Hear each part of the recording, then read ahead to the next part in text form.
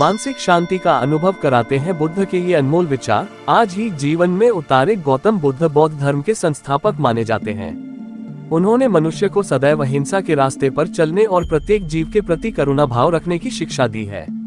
मानसिक शांति के लिए बुद्ध के विचार। बौद्ध धर्म के संस्थापक माने जाते हैं गौतम बुद्ध। आज के समय में भी प्रासंगिक बने हुए हैं बुद्ध के विचार। मानसिक शांति दिला सकते हैं बुद्ध के अनमोल विचार। हमारे देश में ऐसे कई महापुरुष हुए हैं जिनके जीवन से शिक्षाएं प्राप्त की जा सकती हैं। इन्हीं में से एक है गौतम बुद्ध। आज के इस भागदौड़ वाले समय में मानसिक शांति पाने के लिए लोग कई तरह के उपाय करते हैं। ऐसे में आप गौतम बुद्ध द्वारा दिए गए विचारों को जीवन में उतार के मानसिक शांति का अनुभव कर सकते हैं। इस तरह करें मन को शांत। गौतम बुद्ध के अनुसार मन को शांत करने के लिए सबसे पहले तन के आयाम पर काम करना होगा। इसमें हमारी कर्मेंद्रियां और ज्ञानेंद्रियां शामिल हैं। कर्मेंद्रियां कर्म से जुड़ी होती हैं तो वहीं ज्ञानेंद्रियां ज्ञान से जुड़ी होती हैं। ऐसे में व्यक्ति जो भी कार्य करे उसे पूरे आनंद के साथ करना चाहिए। बुद्ध कहते हैं कि मन के आयाम से हटके तन के आयाम पर जाने से ही व्यक्ति का चित्त शांत रह सकता है।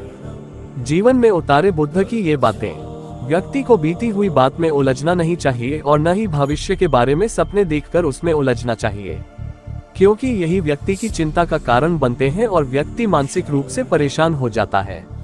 स्वयं पर विजय प्राप्त करना जरूर। बुद्ध कहते हैं कि जीवन में हजारों लड़ाइयां जीतने से बेहतर है कि व्यक्ति द्वारा स्वयं पर विजय प्राप्त की जाए।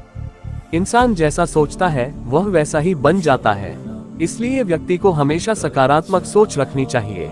साथ ही बुद्ध ये भी कहते हैं कि अच्छी किताबें पढ़ने और प्रवचन सुनने का फायदा तब तक नहीं है जब तक उसे जीवन में आत्मसात न किया जाए। त्यागना होगा डर। दूसरों पर निर्भर रहना व्यक्ति को कमजोर बनाता है। कभी भी इस बात को सोचकर डरना नहीं चाहिए कि उसके बिना हमारा क्या होगा, क्योंकि जीवन कभी किसी के लिए नहीं रुकता। इसलिए आपको जीवन में डर को त्यागना होगा, तभी आप जीवन में सफलता प्राप्त कर पाएंगे। जाना, लेकिन उनके जीवन से जुड़े कुछ रोचक तथ्य भी हैं, जिनके बारे में शायद आप नहीं जानते होंगे।